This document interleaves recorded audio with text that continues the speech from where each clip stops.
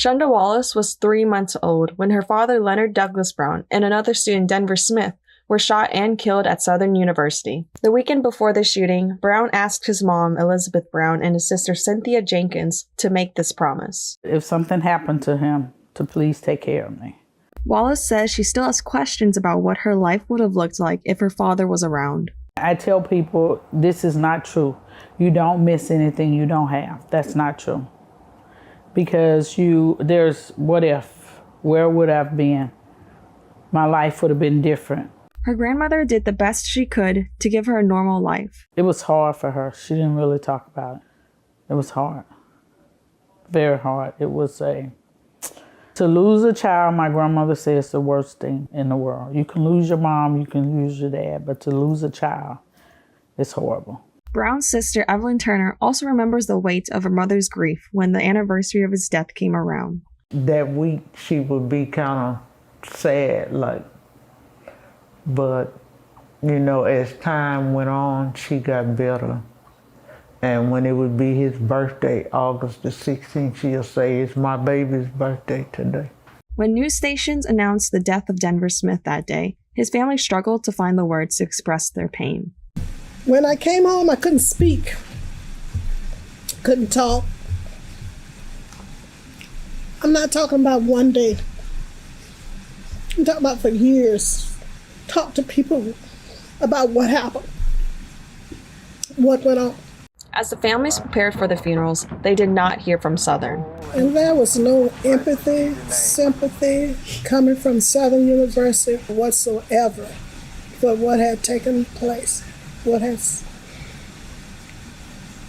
don't even remember a flower coming from the university. Not even a card or anything. No apology. It's like, he was wrong for standing or for coming to Southern. Both men's sisters did not believe they could make it through college after losing their brothers, but their mothers urged them to keep going. Fred Prejean was one of the student protest leaders who called for improved conditions on campus. His wife, Ola Prejean, says he always regretted what happened. He knew that he was not responsible for their killing, but he knew that he was a part of a bigger picture in which that happened, and he was scarred by that forever. But he continued to try to do things to make changes.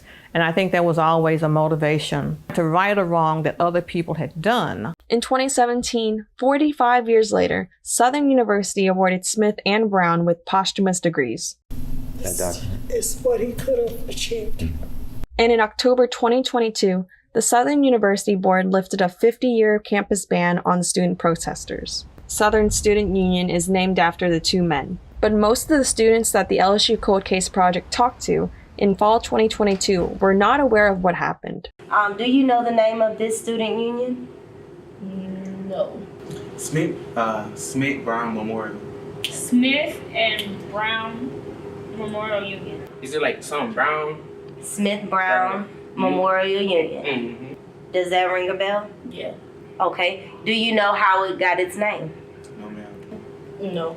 Those two people during the probably 50, 60 years of the civil rights, and he was protesting for more black people or something, segregated to get together, and they got shot by somebody, and then they named the union after them. But one student knew the confrontation almost word for word. The students had a protest about it, and they went to the president and they tried to get the issue resolved before they protest, and that didn't happen. Southern law professor Angela Allen Bell says understanding what happened on November 16, 1972 is important.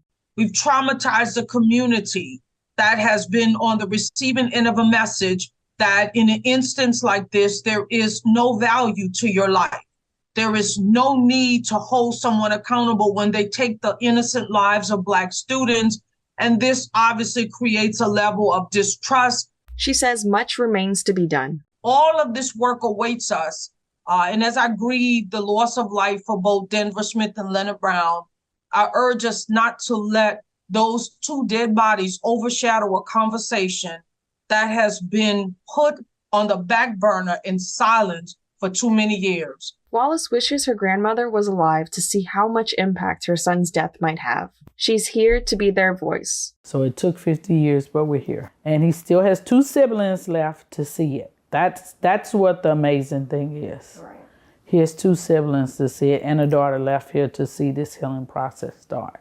Maria Pham, LSU Manship School News Service.